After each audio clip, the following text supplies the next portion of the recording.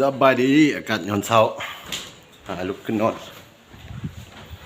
โอ้หมอกเขียนเนาะอากาศหมอกมืดทึบเลยวะน้ำหมอกปานนี้โอ้สูงเสื้อกันหนาวหนาวหมอกตอนเช้ามืดเลยอากาศมืดที่สุด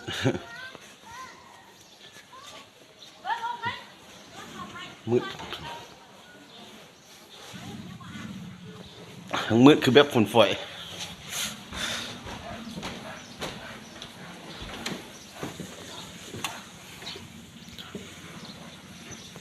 ท่านก็มืด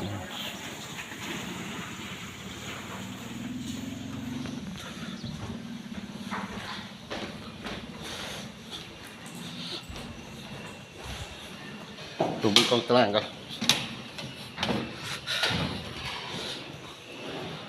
หนึ่งเข้าหรอ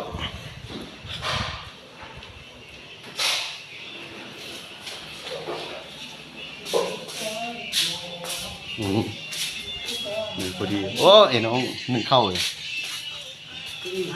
ตื่นเช้าในกระหายตื่นมันอากาศหนาวอากาศหนาวโอ้หมอกคือหมอกอ่ะฝุ่นแบบฝุ่นฝอยนะเนี่ยแบบสไตล์แบบฝุ่นฝอยเลยเนี่ยหมอกพิลึกมืดเลยไปทางใดก็ไม่เห็น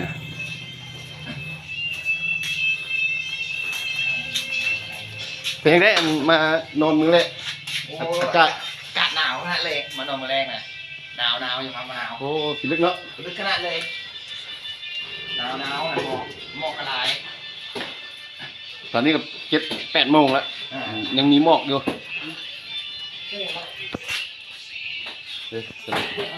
น้องนึงเข้า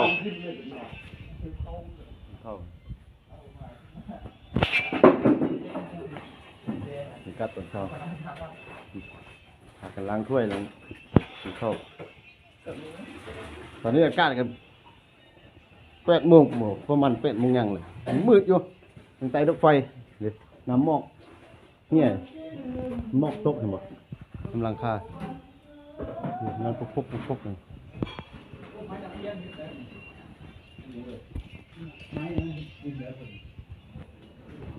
หมูป้าอ้อนะอากาศหนาวโอ้ยอยู่ลึก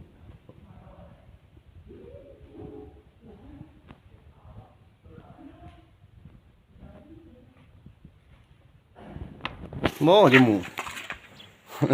หมูชีวิตวิถีชีวิตชาวบ้านเพิ่นเลี้ยงหมูแบบปลาเป็นกลางเดินนี่เลี้ยงอยู่กลางเดิน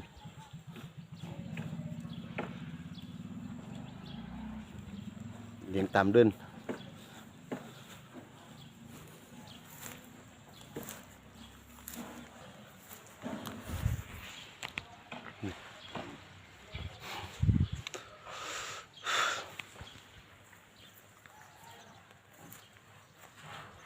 ออกมาหม้อหรือหม้อเดี๋ยวเปียกมัดเลยพื้น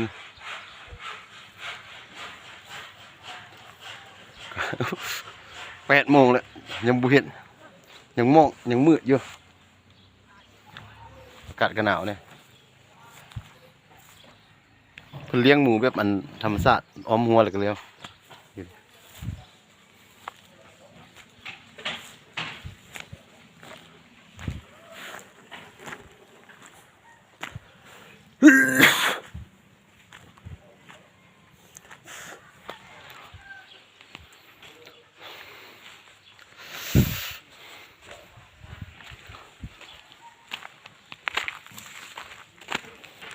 ตอนนี้ยังมีไผอันที่รถเดินทางมันมืดมันหมอกอยู่นี่หาเปิดหัว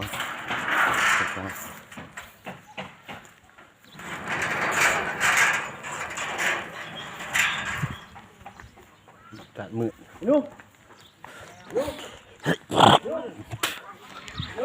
เขาสิพามาเบิ่งบ่อนอันเพิ่น ค่างัวบนนะครับซื้องัวเป็นแบบค่า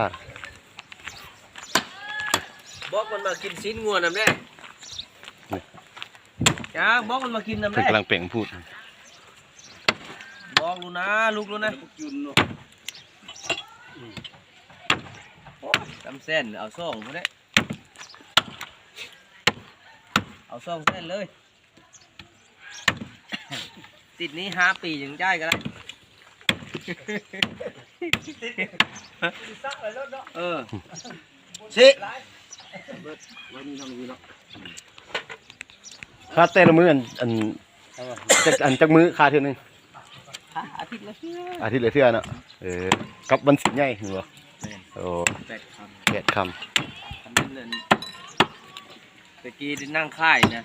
ค่ำ ค่าตลอดหมดราคาบัดนี้มันทุกเมียเนี่ยพาตัดแล้วมันยกซีนยกยังบ่ได้ส่งตลาดส่งลูกเสียงเอา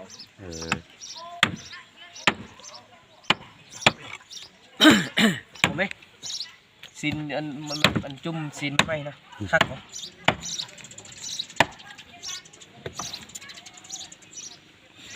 บ้าคู่คมเหมือนน่ะว่าเนี่ย โอ้หมอกปานนี้ยังลึกหมอกปานนี้ยังบ่เห็นนี่หมอกกัดหมอก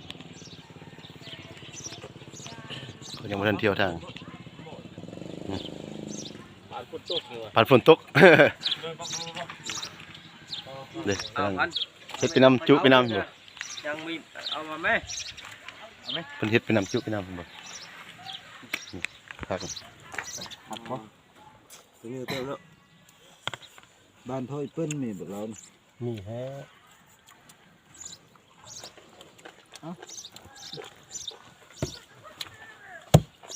เอ๊ะต้มเอ้ย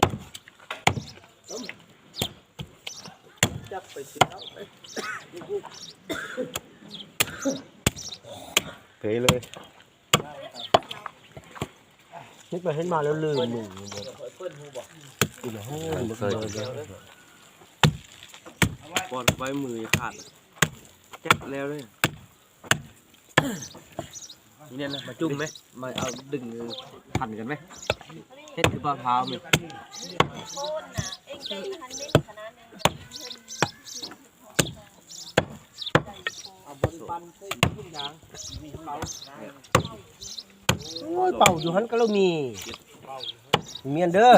ผู้ได้ปันนะสิ ตลาด ปันเมียนเด้อ ตลาดค่าประจำหมู่บ้าน ไม่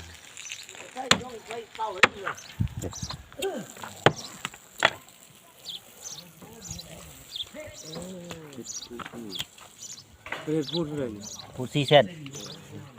ปันหมดแล้วเพื่อ ยังข้างในยังบ่ได้มาใส่เยอะ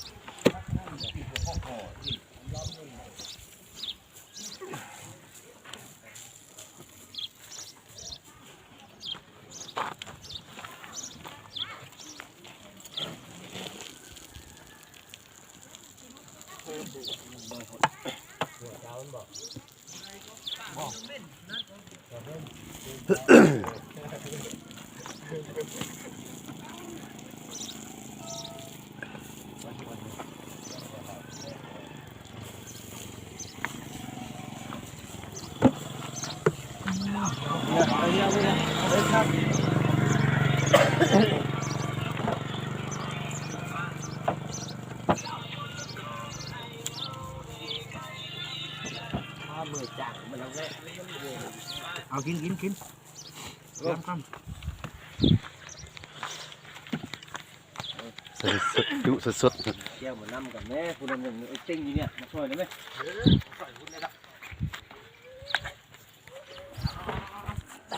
ต้มพ่น เอาที่สบายใจด้วยนะเปิดเห็นจะว่าต้องช่วยนะร้องไก่แบบที่จะพบเลยใส่ก้นอ่ะลงมากินเอ้ยโบเอาใส่พรมอ่ะปั่นใส่พรมอ่ะ เอาวันนี้ขอปิดคลิปกันลืมติดตามกดไลค์กดแชร์วิถีชีวิตของสไตล์บาร์บี้บ๊ายบาย